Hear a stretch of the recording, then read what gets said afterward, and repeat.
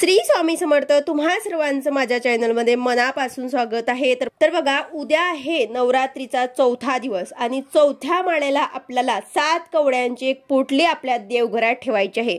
अखंड लक्ष्मी प्राप्तीसाठी हा प्रभावी उपाय आपल्याला उद्याच्या दिवशी आवर्जून सर्वांनी करायचा आहे. आता हा उपाय आपल्याला कशा पद्धतीने करायचा आहे याबद्दलची संपूर्ण माहिती मी तुम्हाला आजच्या व्हिडिओमध्ये सांगणार आहे. व्हिडिओ पूर्ण बघा जेणेकरून तुम्हाला संपूर्ण माहिती मिळेल. जर तुम्ही चॅनलवर नवीन असाल तर चॅनलला सबस्क्राइब करायला मात्र विसरू नका आणि व्हिडिओला लाईक करायला मात्र विसरू नका.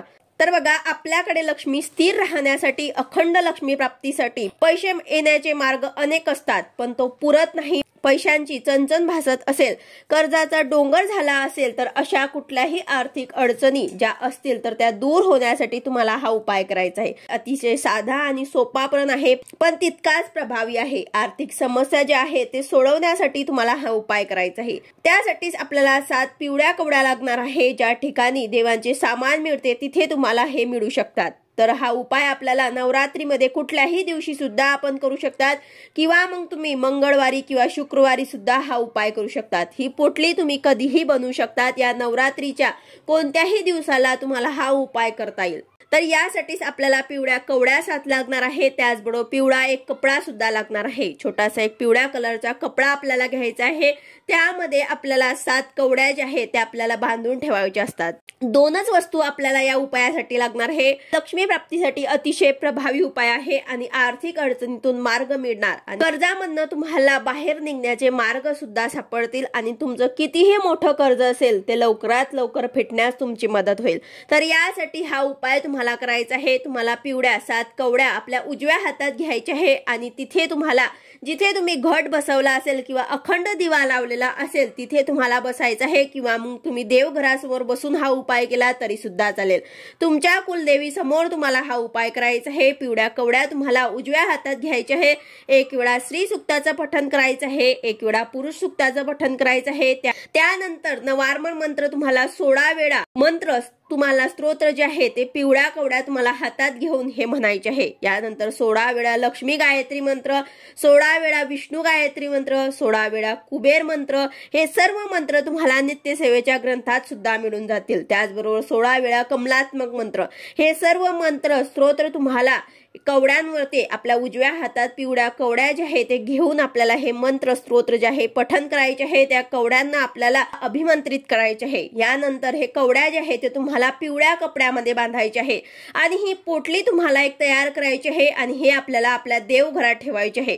तुमच्या कुलस्वामिनीच्या फोटो समोर ही पोटली तुम्हाला ठेवायची आहे किंवा मग देवघरामध्ये जिथे जागा असेल तिथे तुम्हाला कायमस्वरूपी हे पोटली तुम्हाला तिथे ठेवायची आहे. दरवर्षी तुम्हाला या कवड्यांवरती हे सर्व मंत्र स्तोत्र पठण करून ठेवायचे आहे. आता जर तुम्हाला नवरात्रीमध्ये काही अडचण असेल तर तुम्ही नंतर सुद्धा मंगळवार, शुक्रवार किंवा पौर्णिमेच्या दिवशी सुद्धा तुम्ही हे उपाय करू शकतात. दर पौर्णिमेला सुद्धा यावर मंत्र स्तोत्र आपल्याला पठण करायचे आहे. आपल्या उजव्यात हे कवड्या घ्यायचे आहे. परत हे मंत्र स्तोत्र आपल्याला पठण करायचे आहे. परत आपल्याला बांधून ठेवायचे आहे आणि मंगळवार, शुक्रवारी आपल्याला यांची उपचारे पूजा करायची असते. कारण कवड्या जे आहेत ते लक्ष्मी मातेला खूप आवडते आहे, लक्ष्मी मातेला आकर्षित करतात. तर यामुळे ह्या ज्या कवड्या आहेत त्या तुम्हाला त्यांच्यावर तुम्हाला सेवा करायची असते. पौर्णिमेला सुद्धा तुम्हाला अशाच प्रकारे हातात घेऊन सर्व मंत्र स्तोत्र तुम्हाला म्हणायचे असतात.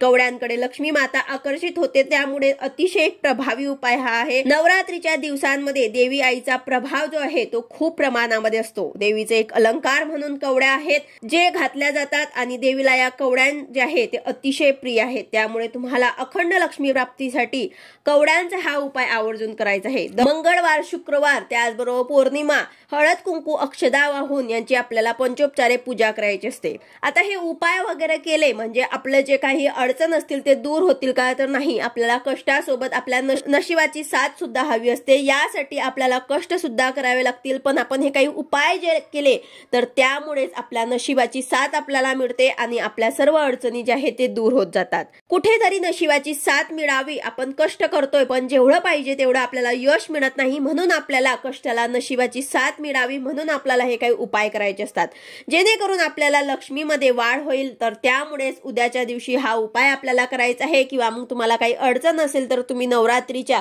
कुठल्याही दिवशी हा उपाय करू शकतात। व्हिडिओ आवडला असेल तर लाईक करा, शेअर करा, सबस्क्राईब करा। भेटूया अशाच नवीन व्हिडिओ सोबत। श्री स्वामी समर्थ।